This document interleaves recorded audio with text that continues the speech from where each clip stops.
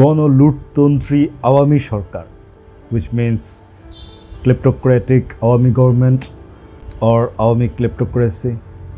This is the title of the documentary, which is made on the basis of the extreme kleptocracy of Awami regime, the looting, the embezzlement of money, the grafting, the stealing, they know no bound during this regime. So let's see how the looting of Awami fascist regime is depicted in this গণলুটতন্ত্রী Awami Sarkar documentary. আরে উন্নয়নের সরকার, শেখ হাসিনা সরকার, আরে পদ্মা সেতু সরকার। আমরা তো সুখে আছি, ব্যস্ত আছি বলতে হবে।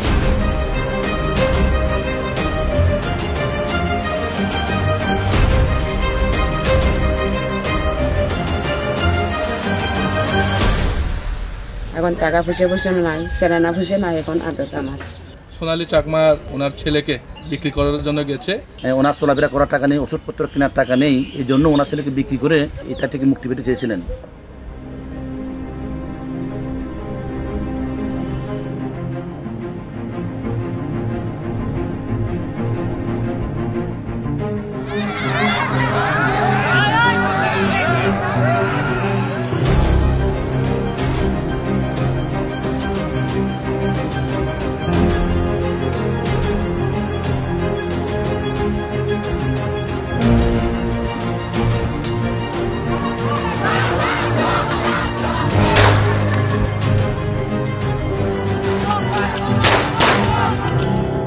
শেখ হাসিনা পালিয়ে গেছে, শেখ হাসিনা নাই, শেখ হাসিনা চলে গেছে, শেখ হাসিনা পালায় না। কে পালাবে? পালানোর মতো কি পরিবেশ হয়েছে যে আমাদেরকে কথা কথা বলছে পালানোর সময় পাবে না? আমাকে চোর না আমরা টাকা?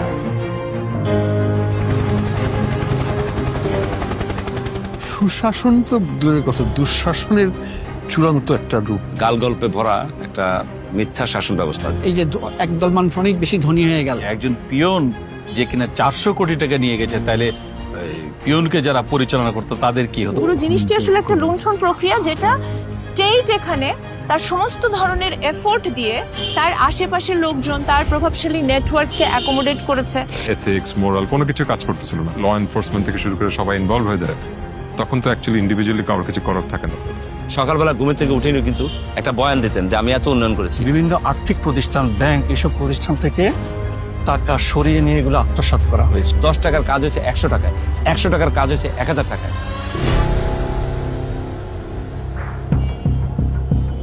জুলাই বিপ্লবের মাধ্যমে বাংলাদেশ শেখ হাসিনার একনায়কতন্ত্র থেকে মুক্তি পাওয়ার 4 মাস পর 400 পৃষ্ঠার একটি শ্বেতপত্র প্রকাশ করা হয়।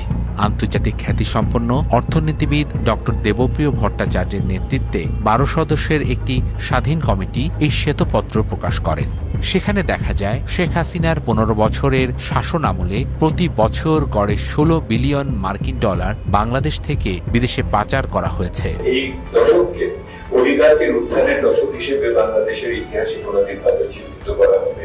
শেখ হাসিনার 15 বছরের শাসনামলে যে উন্নয়নের গল্প ফেরি করা হয়েছে দেশে ও বিদেশে, সেই গল্পের বইয়ের প্রচ্ছদে উন্নয়নের কথা থাকলেও ভেতরের পাতা জুড়ে রয়েছে হাজার হাজার কোটি টাকার লুটপাটের গল্প।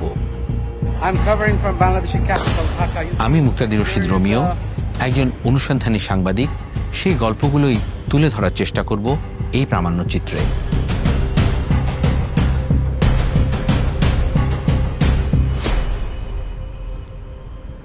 ব্যাংক ডাকাতি বলতে আমরা যেটা বুঝি, একদল সশস্ত্র ডাকাত ব্যাংকে গিয়ে ডাকাতি করে। তবে শেখ হাসিনার রাজত্বে বাংলাদেশে ব্যাংক ডাকাতির শব্দটির এক অভিনব সংস্করণ দেখা যায়, যেখানে সম্পূর্ণ রাষ্ট্রীয় সুরক্ষায় ও পৃষ্ঠপোষকতায় একের পর এক ব্যাংক দখলের ঘটনা ঘটতে থাকে।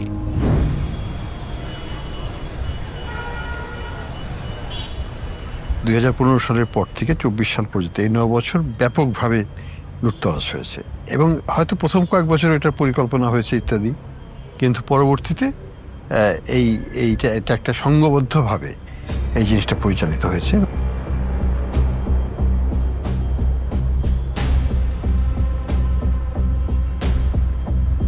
খুব সরাসরি ধরেন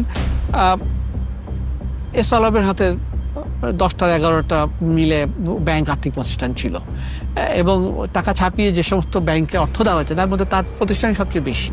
2017 সালের আগে এস আলম একজন সাধারণ ব্যবসায়ী ছিলেন। এতগুলো ব্যাংক দখলের পর এস আলম গ্রুপের বর্তমানে সম্পদের কোনো সীমা পরিসীমা নেই। ইসলামী ব্যাংক 2017 সালে যখন দখল করা হলো, এবং সে দখল করা হলো সেটা একটা রাষ্ট্রীয় পৃষ্ঠপোষকতায় দখল করা হয়েছে, সেই পৃষ্ঠপোষকতাকে অনুমোদন দিতে হয় বাংলাদেশ ব্যাংকে। বাংলাদেশ ব্যাংকের তৎকালীন গভর্নর রাত 10টা পর্যন্ত সেন্ট্রাল ব্যাংকে অফিসে বসেছিলেন, কারণ ওখান থেকে ইসলামী ব্যাংক দখলের সমস্ত প্রক্রিয়া শেষ হওয়ার পরে এটা কেন্দ্রীয় ব্যাংকের অনুমোদন লাগবে, তিনি অনুমোদন দিবেন সেজন্য বসেছিলেন।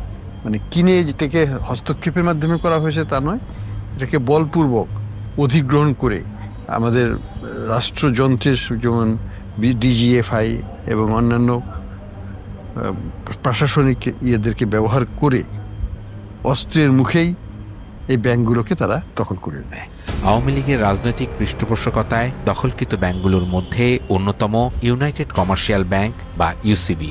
1984 সালে প্রতিষ্ঠার পর 1993 সালে প্রতিষ্ঠাতা পরিচালক হুমায়ুন জহিরকে হত্যা করা হয়।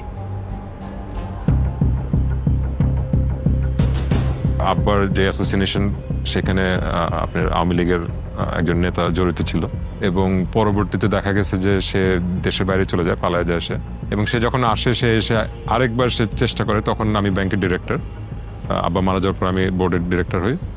তো সে আপনার বোধহয় 99 সালেও সে এবং তার ছেলে মিলে আমাদের ব্যাংক দখল, আমরা বোর্ড মিটিং করছিলাম এবং সেখানে সে ঢুকে যায় ব্যাংক দখল করার চেষ্টা করে। আলটিমেটলি সেটা সে পারে নাই, বাট সে আবার 2013-14 দিকে আবার সে ফেরত আসে এবং সে মারা যাওয়ার পর তার ছেলেকে মন্ত্রী করা হয় আওয়ামী লীগ সরকারের। তো এরপরে সে প্রতিমন্ত্রী, মন্ত্রী সবগুলো পদই করে, এবং দেখা যায় যে 2018-তে এসে সে ব্যাংকটার পুরোপুরি দখল নেওয়ার চেষ্টা করে এবং আমাদেরকে বাধ্য করে বের হয়ে যাওয়ার ব্যাংক থেকে আর কি। তো 2018 জুনে আমি রেজিগনেশন দিয়ে আমি বের হয়ে চলে আসি। তার দলীয় লোকজন এবং তার ঘনিষ্ঠ জনরাই এগুলোর সাথে জড়িত ছিল। ব্যাংকের মালিকানা, তারপরে ব্যাংকের পরিচালনা পর্ষদের চেয়ারম্যান সহ মেম্বার ঘনিষ্ঠ লোকজনই ছিলেন। পরবর্তীতে আমরা যেটা দেখি যে এই টোটাল সেক্টরটাই ম্যাস লুটিং এর একটা ইন্ডাস্ট্রিতে পরিণত হয় আর কি। ব্যাংক দখলের মাধ্যমে রাষ্ট্রীয় মদতপুষ্ট অলিগার্করা ঋণের নামে হাজার হাজার কোটি টাকা আত্মসাৎ করতে শুরু করে। তথাকথিত নির্বাচনে যেসব নেতাকর্মী, সমর্থক ও বুদ্ধিজীবীদের আওয়ামী লীগ নমিনেশন দিতে পারত না, তাদের সান্ত্বনা পুরস্কার হিসেবে বিভিন্ন ব্যাংকের পরিচালকের পদে বসিয়ে এই লুটপাটের সুযোগ করে দেয় দলটি।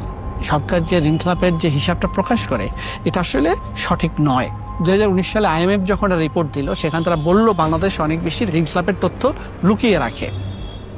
এই লুকিয়ে রাখাটা কত সেটা আমরা জানতাম না। এখন যেমন নতুন গভর্নর আসার পর তিনি আর লুকাচ্ছেন না, সুতরাং আমরা দেখছি যে ঋণ খেলাপি এখন 21% চলে গেছে, সেটা খুবই মহাবিপজ্জনক। কিন্তু এখন আমরা কাগজে কলমে 21%, তখনও এরকমই ছিল, কিন্তু আমরা লুকিয়ে রেখেছিলাম।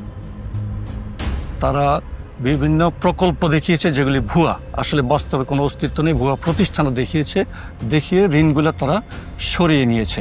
ব্যাংকগুলো দখলের পাশাপাশি আর্থিক খাতের বিভিন্ন প্রতিষ্ঠান ও শেয়ার বাজারের সম্পূর্ণ নিয়ন্ত্রণ চলে যায় আওয়ামী লীগের শীর্ষ নেতৃত্ব ও তাদের ঘনিষ্ঠ সহযোগীদের দখলে। সেখানেও শুরু হয় আওয়ামী তন্ত্রের লাগামহীন লুটপাট ও অর্থ আত্মসাতের এক নজিরবিহীন উৎসব। গত 15-20 বছরে আমরা যেটা দেখলাম সেটা হচ্ছে যে ব্যাংক এবং শেয়ার বাজারের মাধ্যমে অবৈধ অর্থ উপার্জনের একটা বড় সুযোগ বা ক্ষেত্র তৈরি করা হয়েছে। ক্ষুদ্র বিনিয়োগকারী ক্ষতিগ্রস্ত হয়, কোনো বিনিয়োগকারী ছাড়া কোনো কোম্পানি ক্ষতিগ্রস্ত হয় না। সর্বপ্রথম তারা ধ্বংস করেছেন তারা সিকিউরিটি এক্সচেঞ্জ কমিশন, সর্বপ্রথম যে নিয়ন্ত্রণ সংস্থা। সেখানে খায়রুল হোসেনের মধ্যে একজন শিক্ষককে বসেছেন, তারপরে শিবলি রুবায়তের মধ্যে একটা দুর্দর্শ কালোবাজারি বা একজন সন্ত্রাসী কিসিমের লোককে তিনি বসিয়েছেন, যাতে করে শেয়ার বাজারে তার দুর্নীতির রাজত্ব কায়েম করতে পারেন। একের পর এক বাজে নিম্নমানের আইপিওগুলো আসতে শুরু করবে। ভুয়া তথ্যে ভরা ছিল ব্যালেন্স শিট। অডিটরগুলো কিছু না দেখে স্বাক্ষর করেছেন। ইস্যু ম্যানেজার যা কিছু জাল জোচের তথ্য দিয়ে ইস্যু ম্যানেজমেন্টটা তৈরি করেছেন, প্রসপেক্টাস ছাপিয়েছেন, অসংখ্য পরিমাণে টাকা জমা না দিয়ে ভুয়া প্লেসমেন্ট ইস্যু করা হয়েছে। বিনিয়োগকারীকে নিঃস্ব করবার একটা মাস্টার প্ল্যান তখন থেকে শুরু হয়। শিবলি রুবাইতের সময় এসে কিন্তু আপনি দেখবেন ঢাকা শহরে প্রায় 59টি নতুন করে ট্রেক ইস্যু করা হয়। যে ট্রেকের বাজার মূল্য 15 কোটি টাকা, সেই ট্রেকগুলো ইস্যু করা হয় 1 কোটি টাকা করে নামমাত্র মূল্যে আওয়ামী লোকদের মাঝে ইস্যু করা হয়। তার বিরুদ্ধে অভিযোগ হলো তার অ্যাকাউন্টে টাকা পাওয়া গিয়েছে 1,92,00,000 টাকা। প্রতারণার আশ্রয় নিয়ে আসামি শিবলি রুবাইতুল ইসলাম 1,92,00,000 টাকা ঘুষ গ্রহণ করে। আমরা আমাদের তদন্তে পেয়েছি এই যে বেক্সিমকো গ্রুপের সালমান এফ রহমান $83 মিলিয়ন একটি তদন্ত আমরা করছি। এটি কিন্তু জনগণের টাকা এরকম বাইরে চলে গেছে, শেয়ার বাজার কেলেঙ্কারির মাধ্যমে চলে গেছে। ক্যাপিটাল মার্কেটের আরেকটা অংশ হচ্ছে অ্যাসেট ম্যানেজমেন্ট কোম্পানি, যেটাকে যারা মিউচুয়াল ফান্ডগুলিকে ম্যানেজমেন্ট করেন। সেখানে বেশ কিছু মিউচুয়াল ফান্ডের কাছে প্রায় 8-10 হাজার কোটি টাকা ছিল। এই টাকাটা বিভিন্ন প্রতিষ্ঠান এবং ক্ষুদ্র বিনিয়োগকারীর সমন্বয়ে গড়া একটি তহবিল, যে তহবিলটার ম্যানেজমেন্টের মাধ্যমে কথা হয়েছিল যে ক্ষুদ্র বিনিয়োগের স্বার্থ রক্ষা করে টাকাটা আরও বাড়বে। সেই মিউচুয়াল ফান্ডগুলোর মেয়াদি মিউচুয়াল ফান্ড ছিল, যেটাকে আমরা বলি 10 বছর মেয়াদি। আপনি বিস্মিত হবেন, পৃথিবীর সকল আইন কানুনকে ব্যত্যয় করে সেই মেয়াদি মিউচুয়াল ফান্ডকে তারা 10 বছরকে তারা 20 বছর মেয়াদি করেছে। সাবেক প্রধানমন্ত্রী শেখ হাসিনার পারিবারিক প্রতিষ্ঠান CRI ও সূচনা ফাউন্ডেশনে দুর্নীতির অভিযোগে